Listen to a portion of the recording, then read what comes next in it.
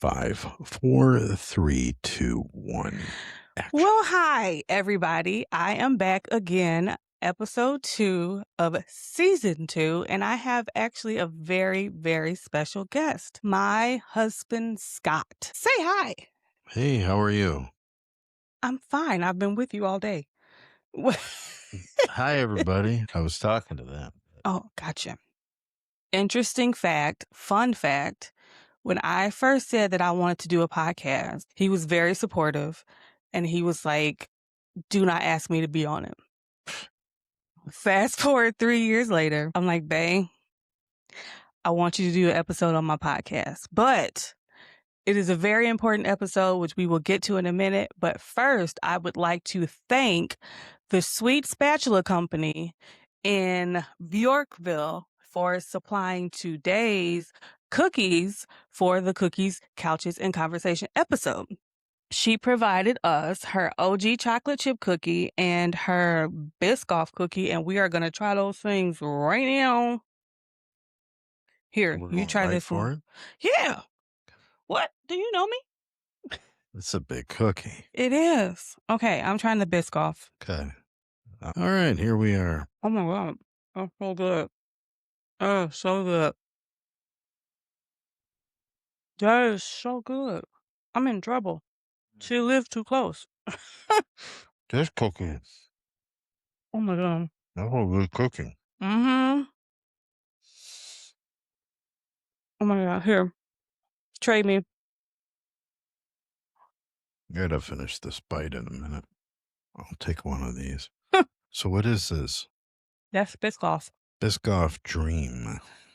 Looks like white chocolate, a piece of a Biscoff. I want to take a piece of the Biscoff cookie. So while he's doing that, Biscoff. In the Biscoff. she has a website. Actually, she's on Facebook, I believe. So the Sweet Spatula Company on Facebook, look her up. If you are in the way western suburbs of Chicago, hit her up because these are fire. Very good. All right, let me try this one. I got a piece. She is a mom. Biscoff. Yeah, she's a mom. And she was telling us tonight, she just really wanted a good cookie. Like, she just got tired of trying to find a really, really good cookie. And she was like, you know what? I got this. I'm going to start making them myself. Good job. So good. Thank you for that. Very good. You going to get some out? Hmm? What is this finger you're holding up? So, definitely the Biscoff is good. Mm-hmm. If I was going to rate them, I would rate the Biscoff higher. Okay. It's got some pretty cool flavor. But it's not all just a Biscoff, so that's cool. Yeah. Like it's not. So thank you, ma'am, again. Thank you. So Very good. So we're going to jump right into it. This episode, it's serious, but it's important. Scott had a massive heart attack in October. And we have been in the recovery and lifestyle change phase and all that kind of thing. He's doing amazingly, as you can see. But I kind of wanted to do an episode about that because that's a really important subject. And never did we ever expect that to be where we were headed. And then, boom, there we were. And life has forever changed. So I kind of want to talk about that experience from my side and his side because a lot of people need to hear that and they don't realize, like we didn't realize, that you are that close. So what I wanted to do was first talk about your days leading up to the heart attack, what you can remember, because he doesn't remember a lot of things like within that time frame. So that's kind of an interesting side effect of everything that happened. What do you remember from the days leading up to it? Well, I was obviously out of town on business. So I remember that. I know I Mhm. was back in the office on a Friday. Um, and so there was just normal daily activity. Um, kind of remember what that day consisted of, but very little bit. That Saturday, I don't remember much of anything. You refreshed my memory of like how Yeah. our evening went. And even then, that's about the extent of it. Okay. And then I don't recall anything of that Sunday period. I kind Yeah. of woke up in a new world. Hmm. So Yeah. even just jumping back a little bit, before that time, the weekend before, we were volunteering with our son for his band, and mind you, it's not hot outside. It's pretty cool outside to the point where we were all zipped up in jackets, like, it's getting windy, it's getting kinda cold, you know? Yeah, it was the middle of October in Right. Chicago. So 50s, And 40s. Scott was sweating profusely, like, dripping sweat, and it wasn't like we were lifting a whole bunch of heavy things. Obviously, the guys were lifting a little bit more than the ladies were, but in general, nobody was really, like, lifting super heavy things, and Scott was just pouring sweat, and we kinda took it as, like, "Oh, I sweat all the time, you know, I run hot," and so we really thought nothing of it, but, like, looking back on it, that was probably one of the bigger signs that we should have picked up on that maybe something wasn't right. Well, it was certainly the most pronounced. Yeah, Aside from any of the, I guess, maybe genetic signs that were tied to going to the doctor and things that they yeah, had talked about. But I mean, like, high blood pressure in medicine or cholesterol in medicine. That was the extent of warning signs. yeah. So fast forward to the morning of, it was a Sunday. He had been up probably for about 2 hours. I woke up an hour after he was up, and he was saying that his chest didn't feel right. Didn't really feel heart attack-like, but he just said it felt like what was described as super bad indigestion. And me having really bad acid reflux, everything that he was describing sounded like that. So I'm like, "Okay, well, let me give you a pill," and then we tried a couple other things, and maybe like an hour or so went by, and he's like, it's helping, but it's not. Like it helps and then I burp and then it goes away, but then just shortly after it comes right back. If I can comment though, after like as I recovered and did research and listened to other people, whether they were doctors or victims or whatever you want to refer to the survivors or people who experience the same thing, that's an extremely common, um, I don't want to say side effect, but a Symptom?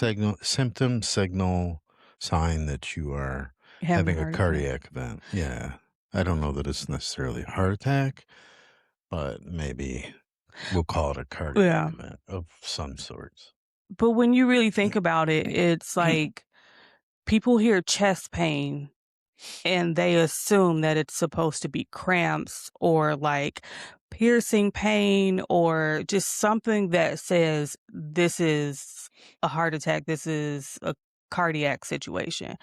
But in this case, it was not, and it still was. So, advice number 1, if you experience anything like that and it's something you've never had before and it just feels off, go get seen. Um, so then going back to that, nothing we were doing was working, but you were so tired because you had been up for so long and you were like, I'm just gonna try to lay down and take a nap. At this point, I had gotten a shower, I had got dressed for the day. I'm like, "Okay, cool. Well, you're upstairs, lay down in the bed." He had been down in the bed for a while, um, and was kinda just trying to relax, but still having that pain, but it was kinda feeling a little bit better. And so I'm like, "Imma go downstairs, Imma let the cat out, and, if you need anything, let me know." Literally downstairs for maybe 1 to 2 minutes, let the cat up, went and sat on the couch.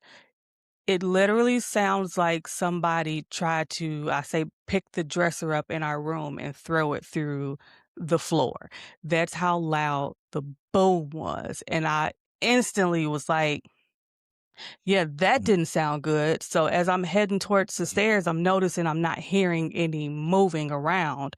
And so I leaped up the stairs. I'm taking the stairs like 3 at a time trying to get up the stairs.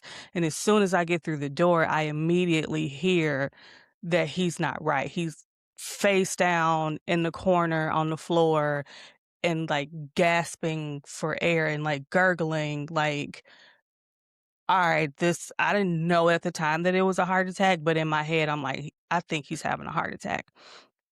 So I do all the things, I'm trying to get 911 on the phone. They're like, "Can you do CPR?" I'm like, "No, he's face down and he's too heavy for me to lift him, and there's no room for me to push him, like, I'm just gonna do what I can." They're like, "Call a neighbor." I call a neighbor. All these things are happening, but it seemed like an hour. In reality, it was literally less than 5 minutes. By the time I got done doing all of that, we went back into my call logs and saw it was less than 5 minutes. The paramedics were here, they worked on him. Mind you, he's going in and out. So he's dying and coming back, and dying and coming back before they get here. We found out later that between them getting here and working on him and them getting a stable post at the hospital, he coded 11 times, and he's sitting here right now. Like, that just does not happen, and all of his doctors keep telling him, "It's a miracle, you are a miracle. Do you understand that this people don't survive what you survived?"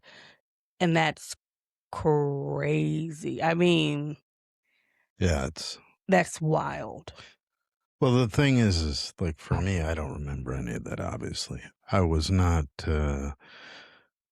The brain protects you, so Yeah. apparently my brain shut off and stopped using its memory banks in an effort to save itself. Um, so I don't. That's why I don't remember Sunday. Probably part of Saturday. I mean, I really don't. Had you told me nothing, I couldn't have told you what we did. So it rings a bell, but it doesn't ring a bell. I can see like scenes of stuff, very brief moments, but um, yeah, that's crazy. And the doctors have been very specific with that. How lucky and fortunate. But by the same token, I think everything happens for a reason, and God's intervention. You you get a second chance with it, and everybody who helped was clearly very qualified. Oh, yeah. Um, Oh, yeah. there was a lot of good people that helped save me. There's literally one point, when we first got to the hospital and they were working on him because they still couldn't keep a pulse. It was a while, and they would come back and they would tell me what was going on, and then they go back, and then they come back again, and then at one point, a nurse came back to get me, and she was like, "We're gonna take you to go see him." And in my head, I'm like, "Oh, okay, like, things are getting better." No, things were not getting better, and they wanted to take me to see him because they wanted me to have a chance to say goodbye just in case. Like, in that moment, first of all, this entire time, there is no part of me that doesn't feel like my husband is gonna be okay. Like, there was never a second watching him not be able to keep a pulse and just flatlining repeatedly, I still never once felt like my husband was not going to wake up and recover. And so she takes me back there and I see 2 teams switching out. One team works and then they switch out with the other team and they keep going and keep going. Still can't hold a pulse. they're, like, whispering, like, what are you doing? Like, are you sure she should be back here?" And she's like, "She is the wife. She needs to be back here to, like, see him, to say something to him." And during that time, apparently somebody had an idea to try a different medicine because he wasn't reacting to what they were giving him at first. And somehow that started working and he started reacting. They got a pulse. And so I was able to get back there. He's still out. Tell him I love him. Tell him it's going to be okay. Pray a little bit. And then they're like, okay, we got to go now. Take him down to the cath lab and figure out what's going on and fix it. They told me it could be an hour, it could be several hours for them to figure out what it was and try to undo whatever was happening. It took 45 minutes, and they were like, he had a 100% blockage in an artery and a 70% blockage in an artery. So by all accounts, he should have died, but God. Okay. Um, but they were able to clear the 100%. They're like, "We'll go back in later for the 70, but right now he is going to be out until we think that he can handle being up." During that time, I spent every day and night in the hospital. Like, I lived there. I had a whole routine with pajamas and nighttime routine and wrapping my hair and everything. And he remembers nothing. They woke him up once for very briefly to see if he could breathe on his own, and after that, he started trying to wake himself up I do all the remember time. waking up, The one time mhm, when there was some family either there or on the phone. I Oh, couldn't tell no, you. no, no, so you don't remember. No, no, I'm just saying that's about all I remember, and That was when you woke up permanently. They woke you up, the 2nd day just to see if you could breathe just for a little bit on your own, and he saw me and heard me. He doesn't remember any of that, but he saw me and he heard me and he kept trying to get up and they're like, "Scott, you gotta calm down, you gotta calm down. Don't do that. You know, we need you to stay still. You're in a hospital, you had a heart attack, blah, blah, blah." And he's just trying to hulk it up and get up. And I was able to calm him down and tell him they need you to stop. They need you to be still. Everything's okay. I'm here. You'll be fine. knocked me out. Calm down, knocked him back out. This man was on max dose of fentanyl, max dose of propofol, and a bunch of other things, and was still trying to wake himself up multiple times. They literally had to just keep me close because I ended up being the only one that could get him to stop moving and stop trying to wake up. Like, what is wrong with you, Hulk? Well, I think I mean, after the second, stent, which was weeks later, um, and I was laying in that with the max dose of fentanyl, I was having a conversation and completely fine. They're like, "You wouldn't be fine. You'd be feeling this if you were, if it wasn't working." And I'm like, "I get that, but you told me I was gonna be on planet Yeah. Q, not knowing where I was or what my name was, and we're sitting here having a normal conversation." So I think I have some kind of resistance. Um, who knows? But anyway, that's some nasty stuff. Yeah, man. What do you remember from when you finally woke up, like, permanently? um, Confusion, being super tired. I remember the room. I remember being connected in my neck and my hand. I couldn't move. I didn't care to move, I don't think. I think I was pretty fine just laying there at least for a little while. By a little while, I mean, half a day or so. And then I started to need to like, Adjust yourself, yeah. yeah. But that's about the extent of it until some of the normal stuff, them waking me up, the hallucinations. Ooh, that was bad. That man would not go to sleep. Well, they wouldn't let me sleep. They wouldn't. So you were asleep and I was kind of drifting and I was having some visions anyway, which probably were side effects of the drugs. But Yeah. that's combined with them waking me up and trying to figure out how to sleep. And then being on drugs or whatever meds they give you. I think it was just a combination for terrible sleeps, terrible sleep combined with all those other things. So that's about what I remember. And it was mostly just trying to sleep. I wasn't hungry, didn't feel like eating anything. I think you guys had to force me to eat. Oh, yeah. Then food The whole tasted time. absolutely bizarre. Um, it tasted extremely over the top. And then learning what I couldn't eat ever again, or not ever again, but the Mm. things had forever changed was different. Yeah. Um, but yeah, I mean, mostly I remember you sitting there uh, off to my right. I remember it feeling like it was days and weeks, but it was really what, 36 hours before we left between the time I woke up. So they Was woke it you two up. days? No, they woke you up on that Wednesday. Thursday, and then we went home Friday. Mm. Yeah, so it was about 36 hours because it was in the morning at some point, and then I had the You whole had been day, out and then we went that home. morning of that Sunday. So you had been out since that Sunday, and they woke you up permanently on the Thursday.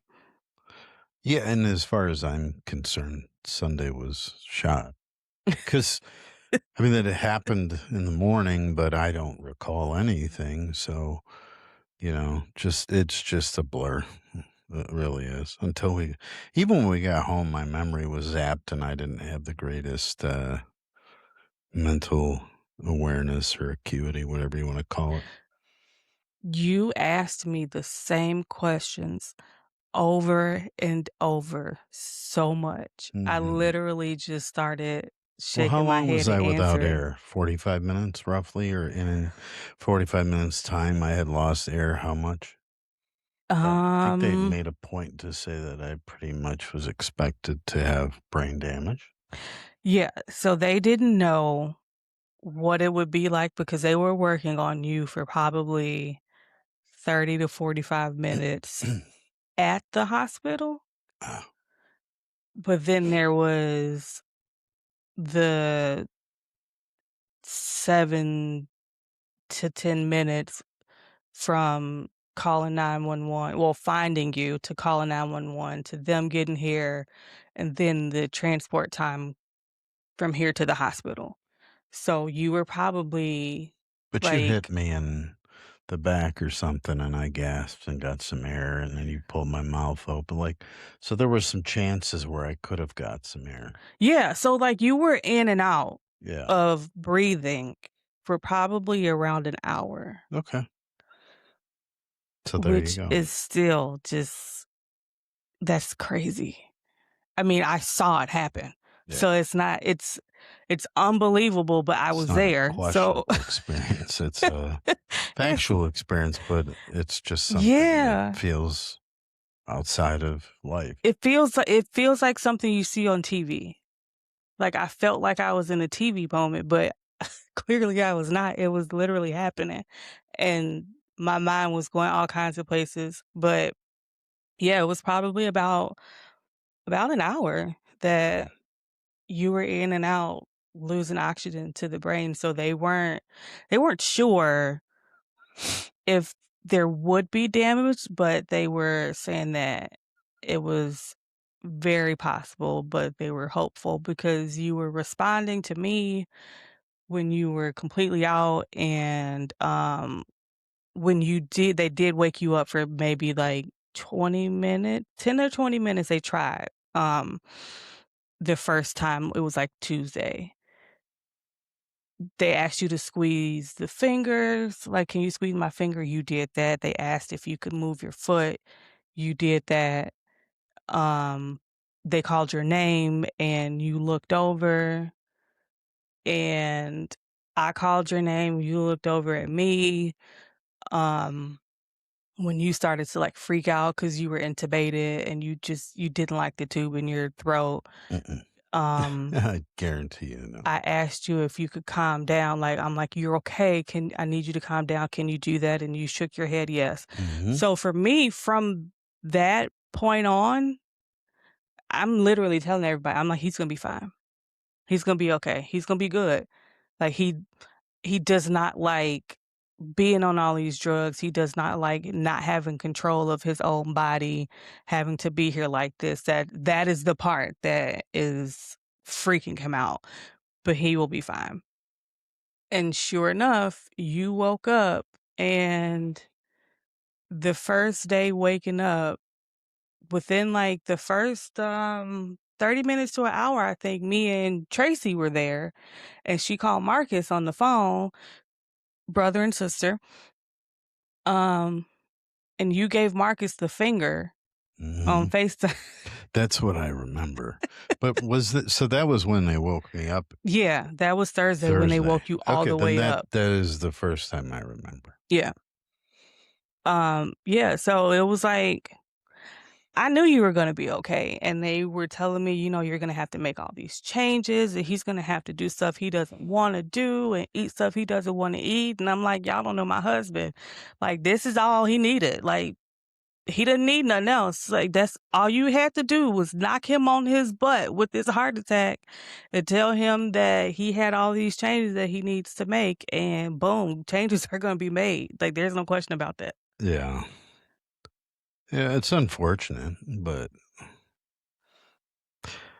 it's not th sometimes you do need to get slapped in the face to make a change. I don't know that that's the right way to say it, but that's pretty much what happened. Yeah. I mean, it's self-induced combined with some genetics, but had I been eating and dieting and exercising the way I am now, I probably would not have experienced it at 52. Well, at that point, I wasn't 52. 51. I was 51. But anyway, being of that age, and nobody in my family's ever had that. So that's what's crazy. Like, and I grew up with everybody eating the way I ate, and Yeah. I worked a lot of years, and for a lot of years, I was physically active. I think it's just a culmination of things, right? Yeah.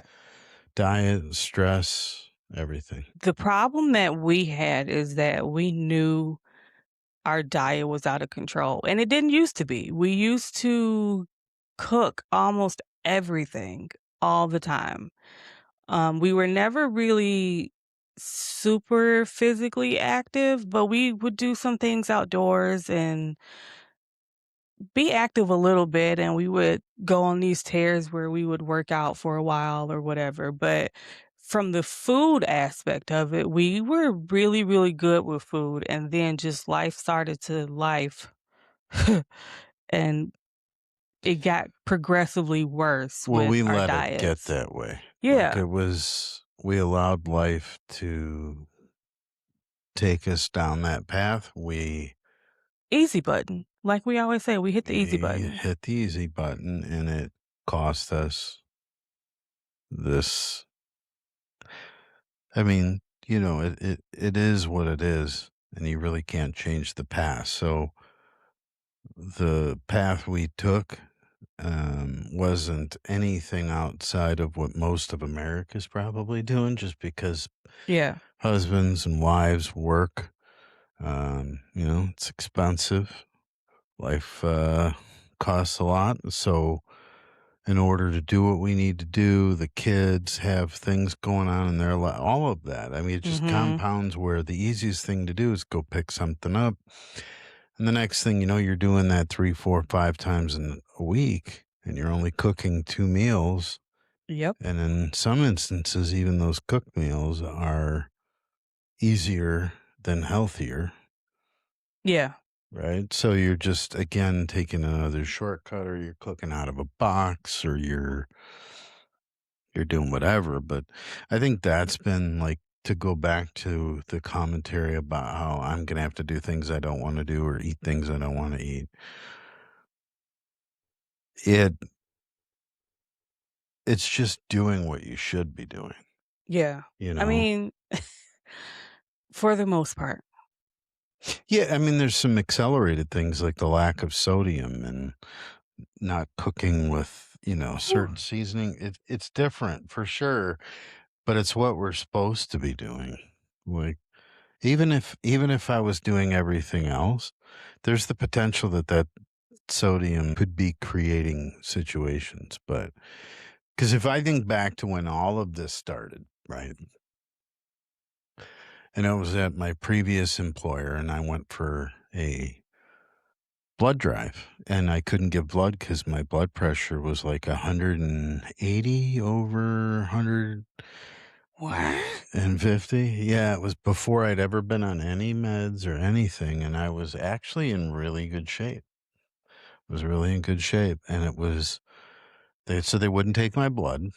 And this is years ago. And then I went to the doctor and they're like, "Oh, you're going to have to do a couple of things." And then it progressively got worse. I ended up in the ER because it was like two something over 150. It was My really, really goodness. bad. And then they gave me some meds at the ER and sent me home. I was awaiting a doctor's appointment or a cardiologist, I don't remember, to explore what I should be on. And that I got on some stuff. And that's progressed over the years. I mean, the interesting thing that needs to be kind of discussed is it wasn't like this just creeped up and Yeah. there was nothing before. I had high blood pressure and high cholesterol, and I was on medicine. And one of the things that was part of this was that we learned later, or you learned right away, Mhm. was that my potassium was 0. Gone. Yeah, I Yeah. had no potassium in my system and it tanked, and I guess they determined it was the combination of drugs that I was on did not react with my body the way it should, or my potassium tanked as a result of it. Whatever, it doesn't matter. I think you had just you were your medicines were had been adjusted, and I don't think you had had blood work since the medicines were adjusted to I determine did. whether that, um, was No, I good for did. you. You I did. did? Yeah, I was fine on that. So they had just upped. So I was on like two blood pressure, one for, I don't know if one was for diastolic, one was for systolic or whatever. But the combination they'd had me on, I'd been on for years. They just ended up amping it up because That's what I mean. I So, think I like had gone, my blood pressure had, because there was a while, like I was taking my meds and my blood pressure was 120 over 80. yeah, your blood pressure was doing really good. Yeah. And then all of a sudden it started to climb. Now I was drinking and working excessively and not like miserably. Like, I like my job and enjoy what I do. And Drinking excessively. well, don't make it out like I was just out Now, gallivanting I'm with a not bottle of saying you tequila. was like Uh, an but I alcoholic enjoyed, on the liquor store corner or nothing like that. I'm just saying, like, yeah, you had your whiskey hobby had grown significantly. that's okay. That is what it is. But that wasn't, I mean, even the doctors after the fact were like, nope, that wasn't it. That's not I what didn't did think it. it was it So, either because I said that they asked me how much does he drink? Does he drink every day? And I'm like, well, yeah, he drinks every day, but it's whiskey and he's a whiskey snob. So it's not like he was like drinking a bunch of tall mixed drinks every day. It was just like legit whiskey pours. So it wasn't yeah, a I never couple, thought two, that that three, was two tree. But I mean, it also like um the so just to back up really quick here. I think it was the combination of poor diet, probably drinking a little bit more than I should, admittedly. Um, just became detrimental to what existed Mhm. uh, from the genetic side, whether it's the way the arteries, my heart, whatever it is, sensitivity, cholesterol, Eastern European heritage, who knows? I don't know. But there we are. So, I mean, that's a big part of it, right? That's kind of the thing that makes it a little bit different than just I had a heart Mhm. attack is I had the cardiac arrest that started the heart attack event, and my body couldn't recover was the potassium dropping. Yeah.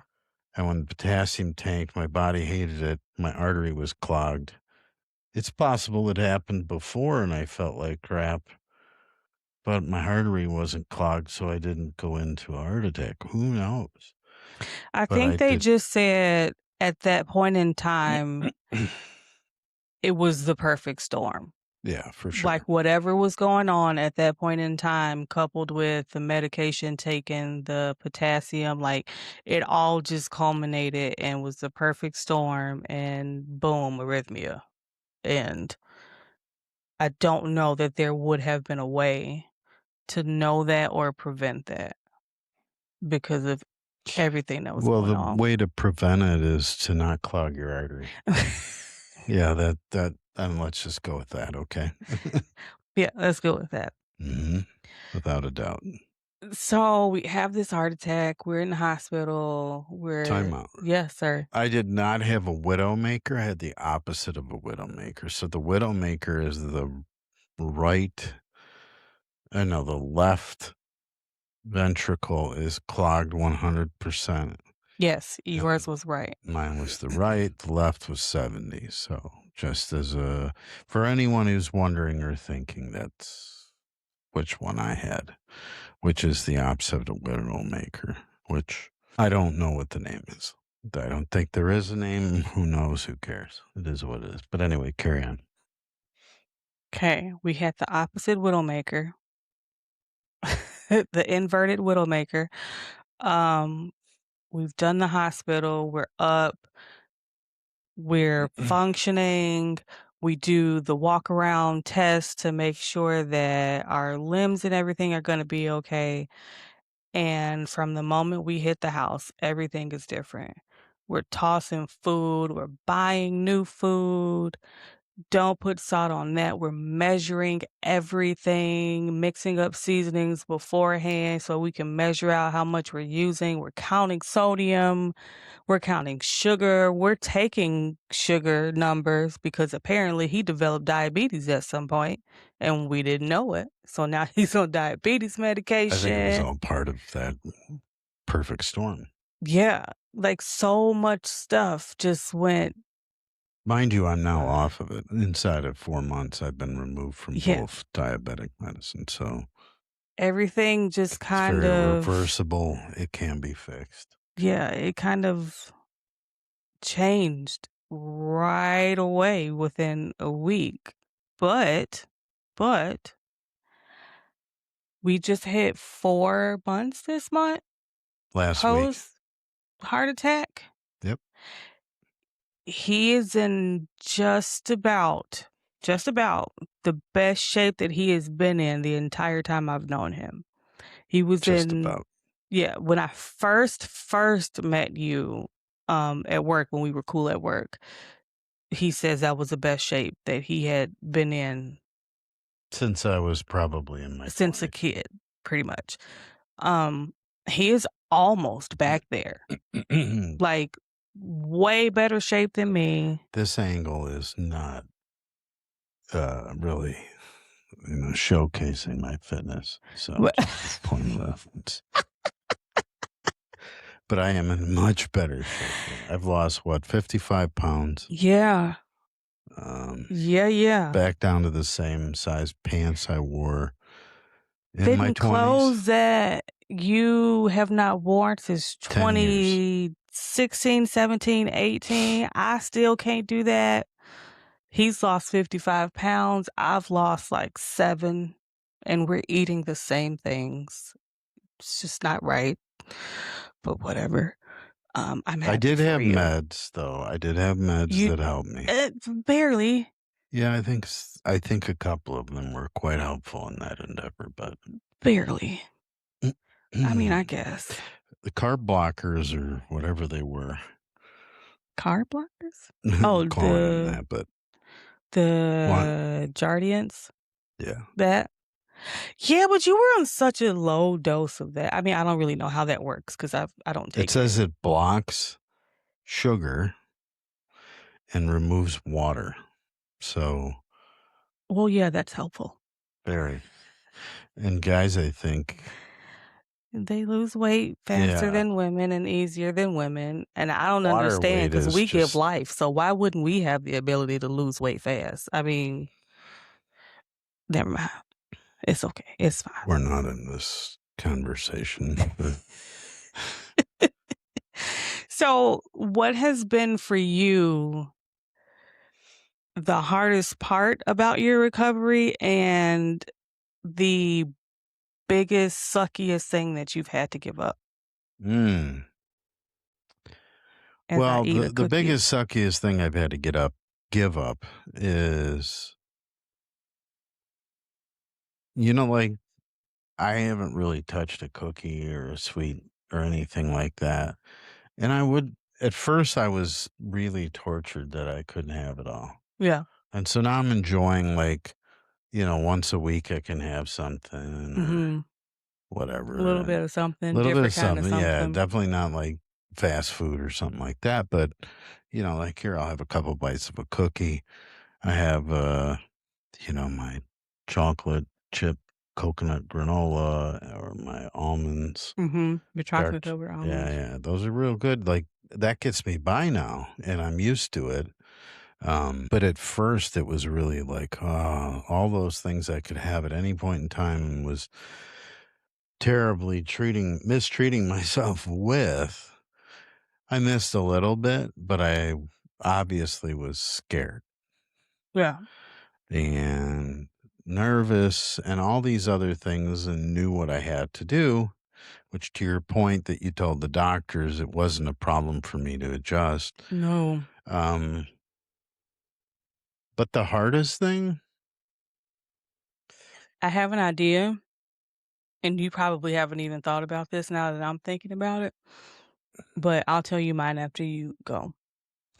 you go because I need to think a little bit and Why maybe. would I tell you?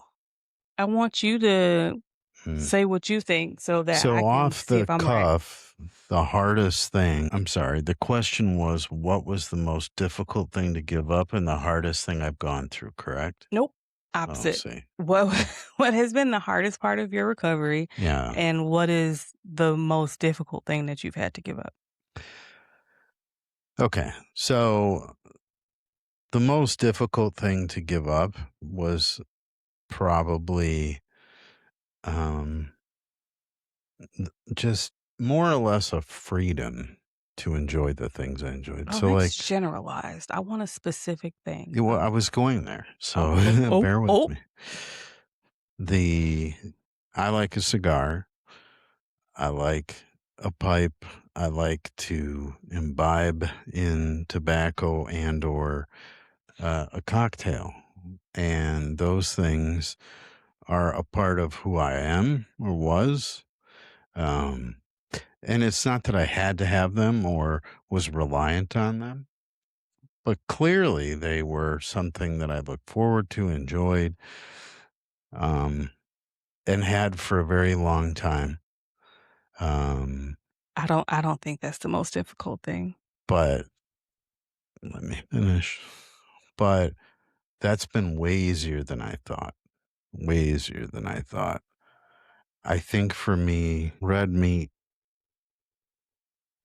a cheeseburger, a steak, um, I miss it. I do. That's probably like I mean, and I'm just like tacos, things like that that You have can still have no, tacos. no, no, yeah, okay. Those tacos we ate for the first month with The turkey taco. turkey and no salt. Those are some of the worst tacos known to man. Those weren't even tacos. That was a tortilla with meat in it. And no Uh, cheese and no and a sauce. taco.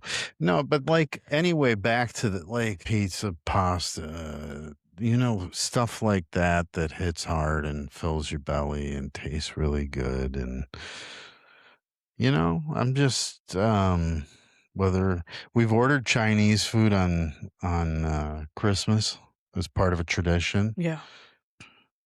That was big. That was the first time I had any order out food. Yeah.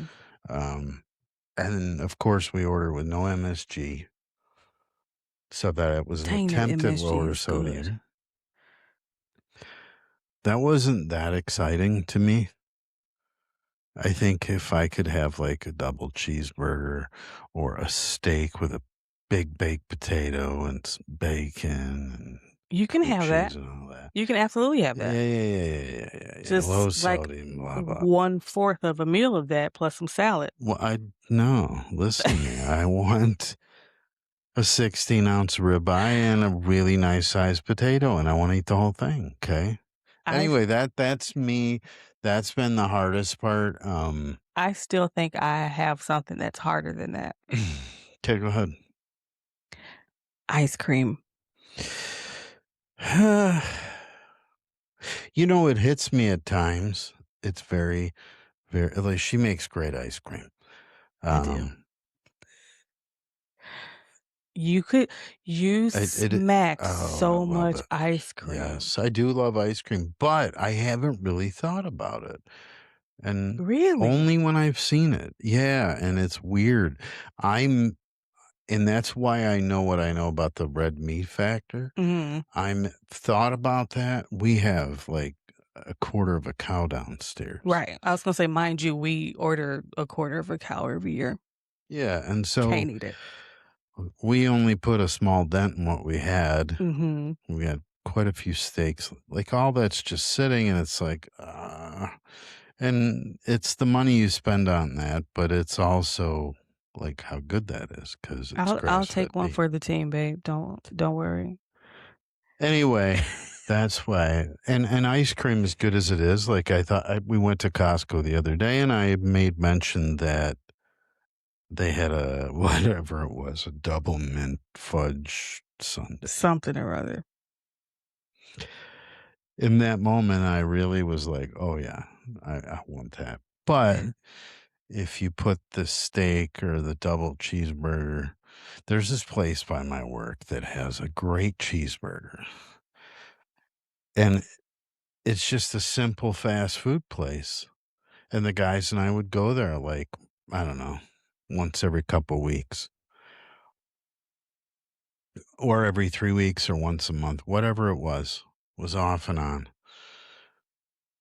That would hit like $1,000,000 right now, like, just seriously. But anyway, so that's been it, and then as far as, like, the recovery and just being home and stuff like Yeah, that, what's been the toughest part?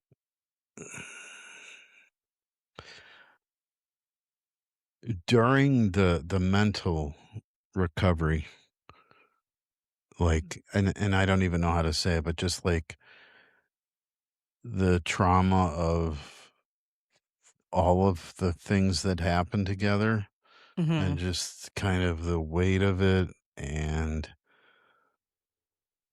the embarrassment and just all the things that weigh in your mind. Like, I'm extremely grateful. I'm extremely blessed to have everything I do, and I'm not complaining. But I definitely had just, it's like, what is it, the 7 steps to recovery or whatever for I don't people know. that yeah, they say there's like 7 steps to, anger, sadness, all that when someone loses somebody. Grief? grief, yeah, that type of recovery. There's Uh, 7 phases. I don't know if that's similar for what I went through or whatever, but I can tell you I went through some ups, some downs, some left, some yeah. right, and I definitely had a lot of, mental, so that was probably the toughest. I think you and I had a couple of arguments in the first, like, week or 2, and it was more out of frustration of my Yeah. lack of understanding how to communicate better, and I don't know if it was just a lack of air in my head, the meds, I I think had it was a combination of things, but I think it was partly your world changing so fast and having to just be a completely different person right away with normally you get like you work your way up to your diets and your changes and this was just like ain't no working your way up, do it or you die.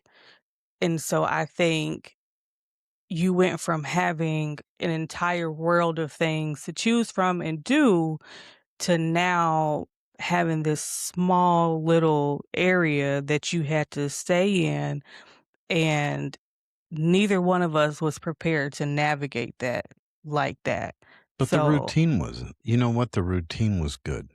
the routine itself was good, It's the still good. limitations of the routine to start with while you were also trying to get your mind back and your body back because you're used to just being able to do whatever you want to do with your body and now you can't and now you need my assistance just to go from the bed to the couch to the bathroom. Like I think all of that changing like it did and you being in that situation was just a lot for you mentally.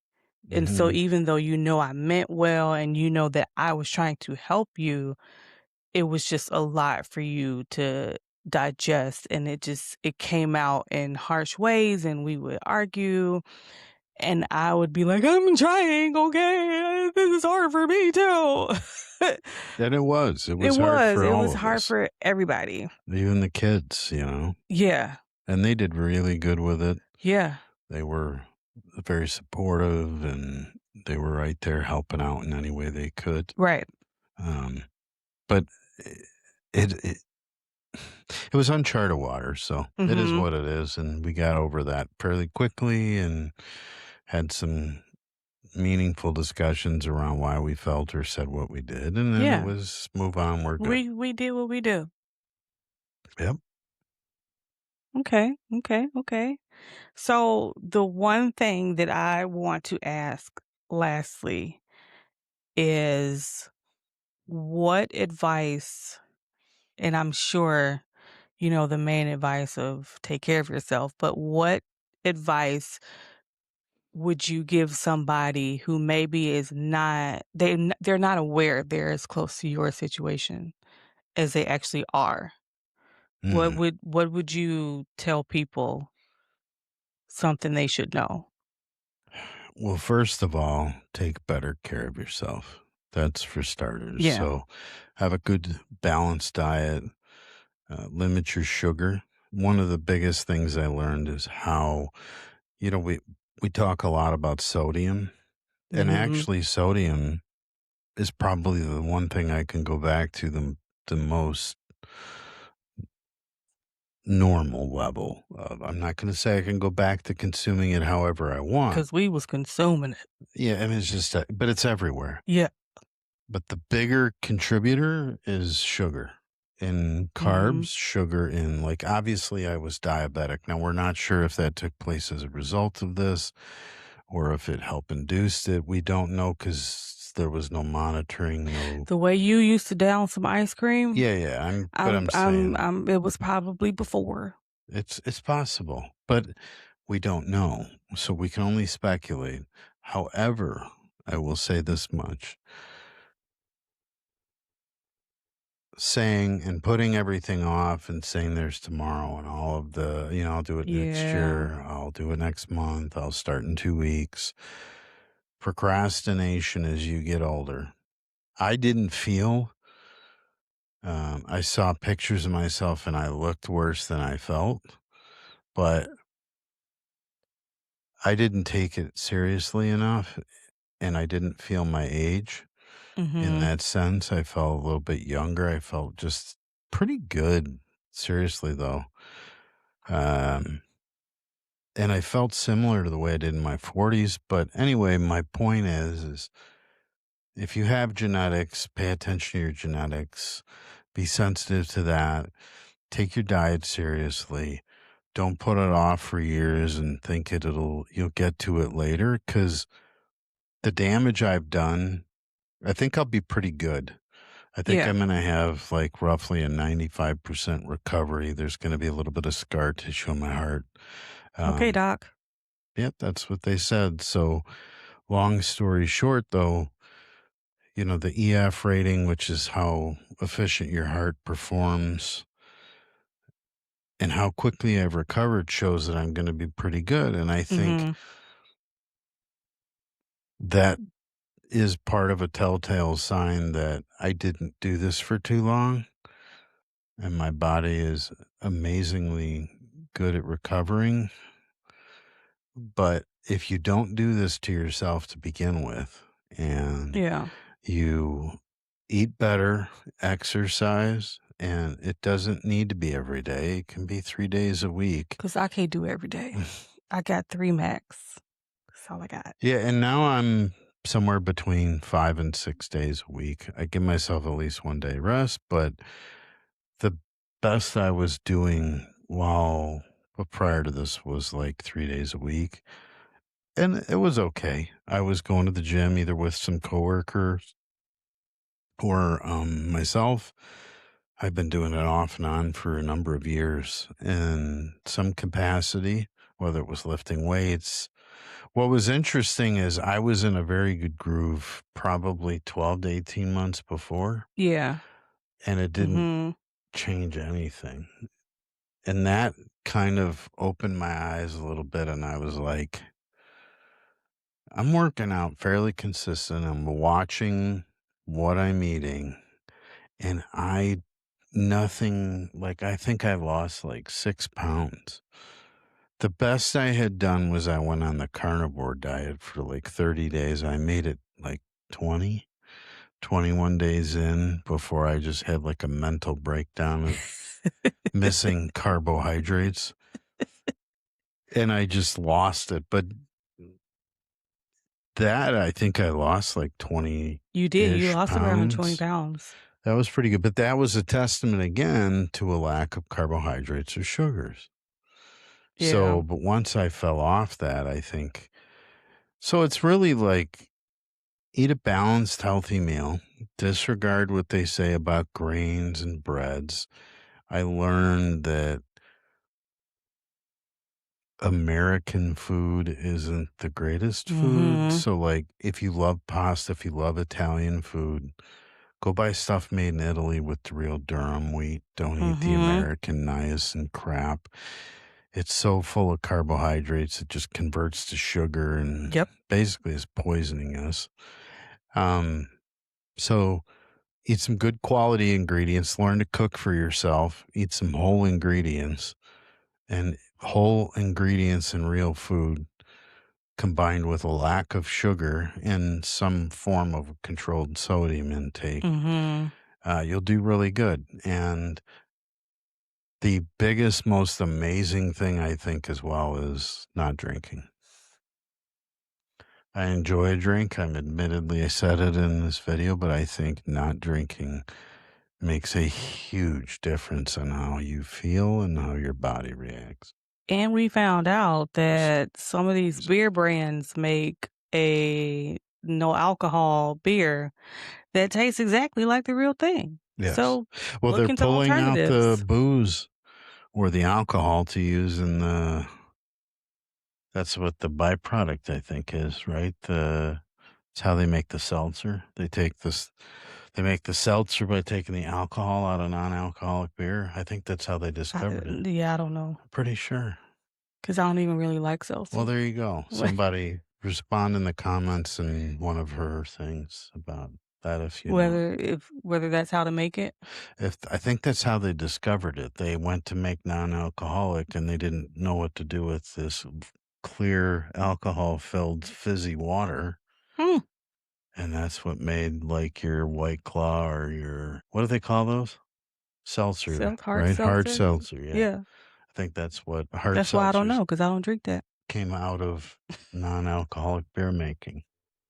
But anyway, so um yeah, I mean for all those people, exercise, obviously go to your doctor, pay attention to your genetics. It's a list of things, but it's everything I'm doing now and it's not that hard. And if you don't feel right, if it feels weird, don't let them people tell you not to go get checked out. If it feels like something that you have never felt before and it just feels off, be on the safe side. Get checked out. However, I will say this as well, and I keep saying however, but I do want to say that there's no test for a clogged artery.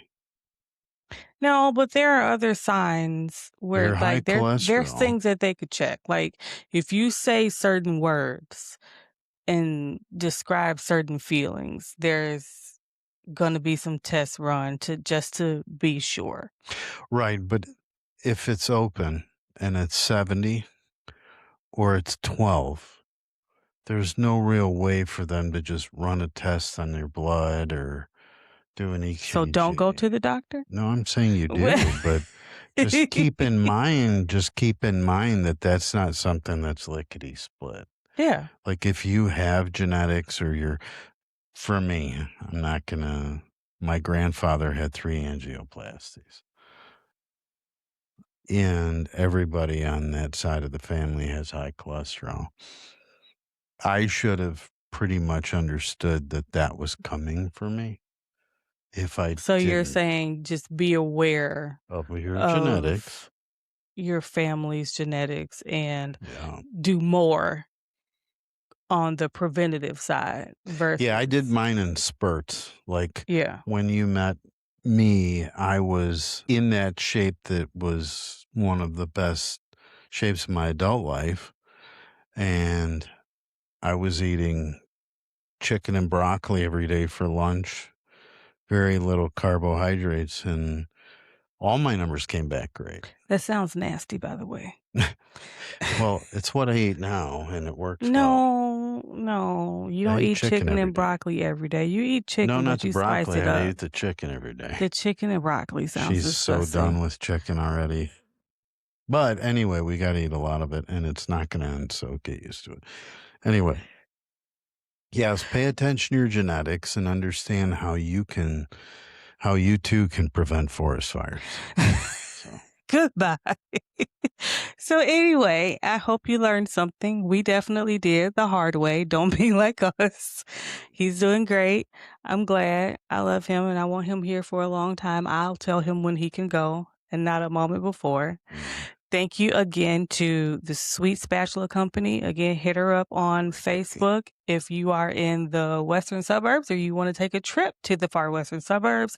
The cookies were fire, and I said I wasn't going to eat my whole cookie. I don't know if that's going to be the case. Can't wait to Try see this you one again. for the next episode because I got to try a cookie right now. Bye.